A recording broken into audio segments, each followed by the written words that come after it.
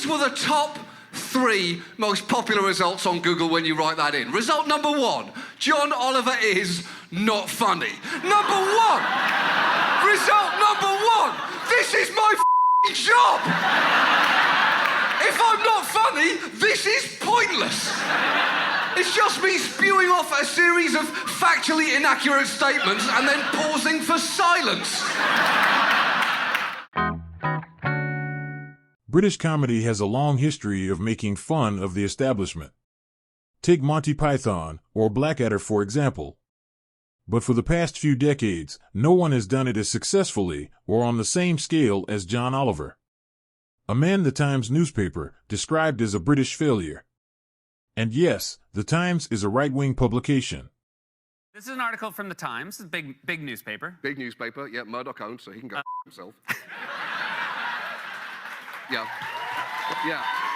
John Oliver, the British comedy failure who makes America laugh. Only he's not a failure, he's very funny and very successful. So let's take a closer look.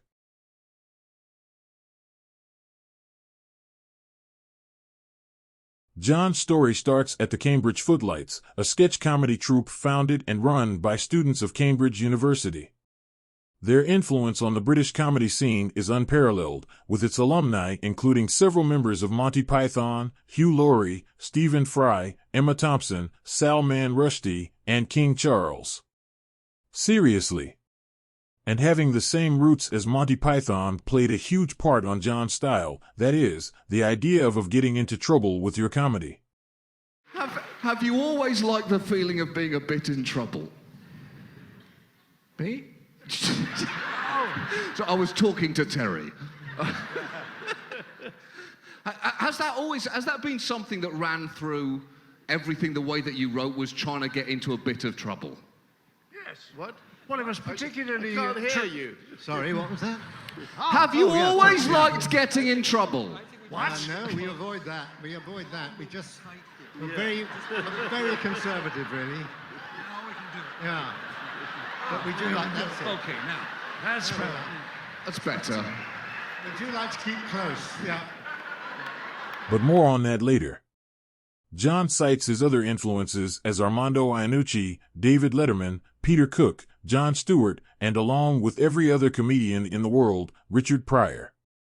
John would go on to join the stand-up circuit and performed several shows at the Edinburgh Fringe, always with a political edge to his comedy. Though, this wasn't always to everyone's taste. In fact, he once had his entire audience walk out of his show. An audience of 4 people, that is. I must be honest with you, I had 100% walkout in Edinburgh as well. Did you really? 4 people in the audience. So we got 4 in tonight. Okay, great. After about 10 minutes in, I'm doing an hour, 2 leave. So now I've got 2 people and it's a couple, and this is where it gets sadistic. The guy gets up, says, "I'm going to the toilet." I'm like, you wouldn't do this to your wife. And she's looking at him going, "Don't, this is an abandonment issue." He leaves. She stays for about 20 more minutes, and I see her hand going down to the floor. I had to pick up her bag, and I said, "Are you leaving?" And she said, "Yeah."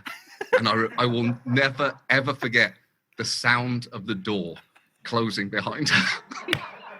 Gaining momentum, he made several appearances on satirical panel/stand-up show, Mock the Week, in the early 2000s. And even though this is early on in his career, there is a slight disconnect. Watch how he doesn't really find the other comedians to be funny, and how they in turn don't laugh at his jokes either. And next on Channel 5, a sensitive documentary entitled The Boy Who Looked Like a Baboon's Arse.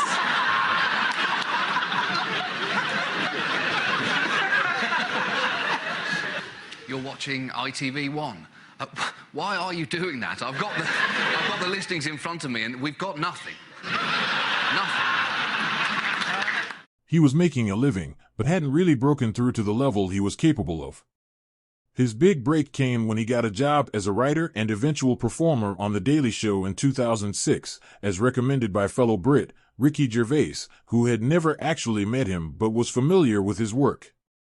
Homicides with guns went down. Suicide with guns also went down. 0 mass shootings. What did happen? Australia still has murders, rapes, and robberies, last I checked. Unless you can get rid of 100% of crime, it's not worth doing at all. Well, put it this way. It's illegal to have crack cocaine anywhere in the United States. Do you think if somebody really wants it, they can get their hands on crack cocaine in America? So unless we can completely get rid of drugs, there's no point in having drug laws at all.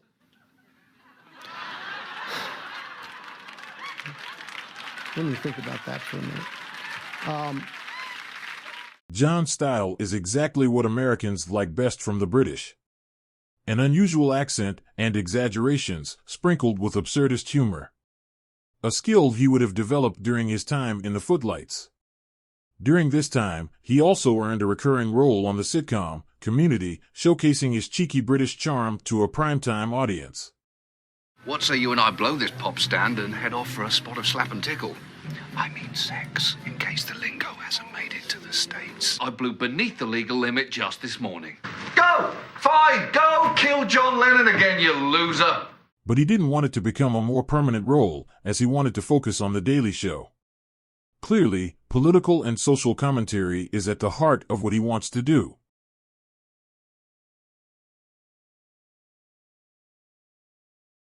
In the summer of 2013, John guest hosted The Daily Show, whilst regular host Jon Stewart was away directing a movie. He was clearly a natural behind the desk, and his stint was so well received, there was talk of him eventually taking over from Stewart permanently.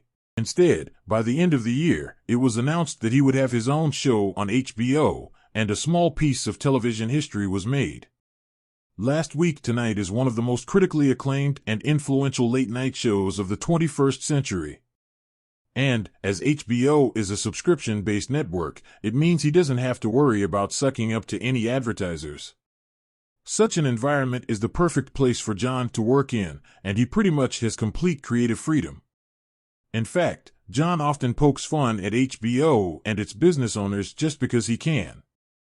Even our own parent company, Time Warner, is currently trying to merge with AT&T, which makes this story a little dangerous for us to do. Although, that is presuming that AT&T executives managed to get their service working long enough to see it. AT&T, it's the top telecom company around, alphabetically, and nothing else. Yeah, you could be cut off from high-speed internet, although that could actually be a huge opportunity for the finest purveyors of low-speed internet. I'm talking, of course, about AT&T, one of America's least popular corporations, and also, as of this week, our parent company. So, goodbye, everyone. It's been fun. Part of his charm is that he doesn't take himself too seriously. He can make himself a target as much as anyone else. I realise I'm not the ideal person to talk about black hair. I look like I still go to an old-timey barber named Valentino and ask for the tidy Liza Minnelli. Learning much from his time on The Daily Show, John has built a platform where he tackles serious subjects, which aren't always glamorous, with the ability to pepper in absurd jokes and skits to illustrate a point. The same way Monty Python lampooned the British establishment, John Oliver tackles current affairs in the same absurdist manner. Behind the surface, this is comedy with a conscience.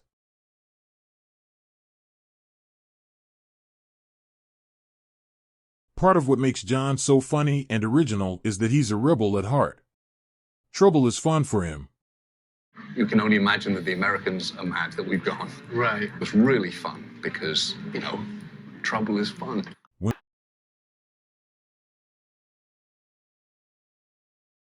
John Oliver is a strange paradox, in that he's an A-lister in America, but not that well known in his native England. But don't get me wrong, his influence and impact is gigantic. For example, in June 2023, some of Reddit's biggest communities rebelled at proposed changes to the platform, and did so by only allowing photos and videos of John in subreddits. Just the type of thing he'd be proud of himself. He's also won countless awards, both as a writer and a performer. His success on Last Week Tonight has led to something known as the John Oliver effect, where real-life social action is instigated based on the content of the show. Are you aware of this thing called the John Oliver effect? Okay, let me just read you a couple things before you groan. Yeah. A month after your story on bail, New York City Mayor Bill de Blasio announced he will ease policies for low-level offenders. That's one. Okay. After your rant on U.S. territory rights, a judge cited the episode in her court decision on a class action case brought by Guam citizens over a tax refund. And this is my last one. Yeah. Your famous net neutrality segment got the public to react so strongly, John, it crashed the FCC web. So, does this... I've crashed the web. website. The website. No, I crashed the whole web. The website. The whole web, No, the whole web website. went down. Yeah. You know what John has never referred to himself as a journalist. He just says he dresses like one. I'll go one further. When it comes to comedy and satire, John Oliver is a wolf in sheep's clothing. A true attack-minded comedian. Oliver has established himself as perhaps the most disruptive journalist on television. They're interesting. Okay, stay with me. Okay, I'm with you. I'm back. First of all... Journalist, first of all. Right, so that's... Journalist. That's inaccurate. Secondly, disruptive. Right. I'll How take, do you plead? to disruptive, I prefer that word, and I hate that word. No, I'm not a journalist at all, obviously. Obviously, I'm a comedian. And am I a disruptive comedian? I think comedians are, by their nature, disruptive. So, yeah.